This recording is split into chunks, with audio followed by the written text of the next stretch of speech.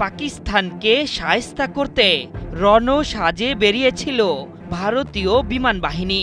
চিরশত্রুদের উচিত শিক্ষা দিতে ৭৫ থেকে ৮০টি যুদ্ধ বিমানের বহর নিয়ে নিয়ন্ত্রণ রেখায় রওনা হয়েছিল তারা। প্রতিশোধের আগুন নেভাতে অপারেশন সিঁদুর পরিচালনা করে ভারতীয় যৌথ বাহিনী। এই অভিযানে পাকিস্তানের গুরুত্বপূর্ণ ৯টি স্থাপনায় ভয়াবহ হামলা চালিয়েছে তারা। কিন্তু একই সাথে ভারতকে পড়তে হয়েছে চরম ক্ষতির মুখেও। ভারত হারিয়েছে তিনটি মহামূল্যবান রাফালে বিমানকে। ভারতের এয়ার স্ট্রাইকের পর ডনকে দেওয়া এক সাক্ষাৎকারে পাকিস্তানের উপপ্রধানমন্ত্রী ও পররাষ্ট্রমন্ত্রী ইসহাক দার জানিয়েছেন, সব মিলিয়ে ৭৫ থেকে ৮০টি যুদ্ধ বিমান নিয়ে হামলার জন্য এসেছিল তারা। এর মধ্যে ৫টি জেট ও ২টি ড্রোন ভূপাতিত করেছে পাকিস্তানি বাহিনী।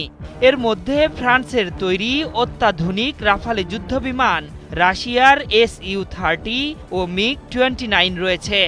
তবে ফ্রান্সের গৌরব রাফালকে ভূপাতিত করে প্রশংসা পাচ্ছেন পাক সেনারা।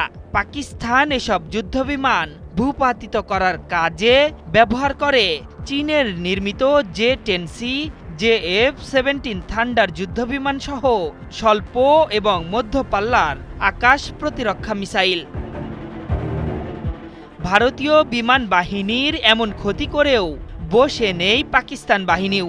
স্থল সীমান্তেও চোখে চোখ রেখে প্রতিরোধ গড়ে তুলেছে দেশটির সশস্ত্র বাহিনী। ভারতের লাইন অফ কন্ট্রোলে হামলা করছে পাক বাহিনী। ভারতের এই অভিযানকে আগ্রাসী আখ্যা দিয়ে পাকিস্তানের সশস্ত্র বাহিনীকে পাল্টা জবাব দেওয়ার অনুমতি দিয়েছে দেশটির জাতীয় নিরাপত্তা কমিটি।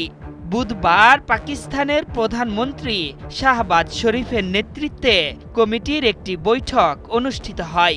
সেখানে এই সশস্ত্র বাহিনীকে গ্রিন সিগন্যাল দেয় তারা। একই সাথে ভারতের যুদ্ধ বিমান ও ড্রোন ভূপাতিত করার ভূয়সী প্রশংসা করেছে জাতীয় নিরাপত্তা কমিটি।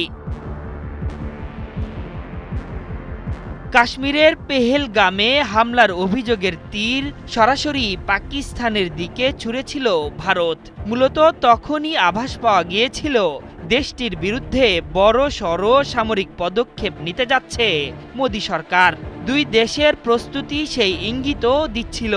যদি কিন্তুর সব হিসাব নিকাশ উড়িয়ে মঙ্গলবার দিবাগত রাতে পাকিস্তানে হামলা চালিয়ে নিজেদের অবস্থান স্পষ্ট করেছে ভারতীয় বাহিনী।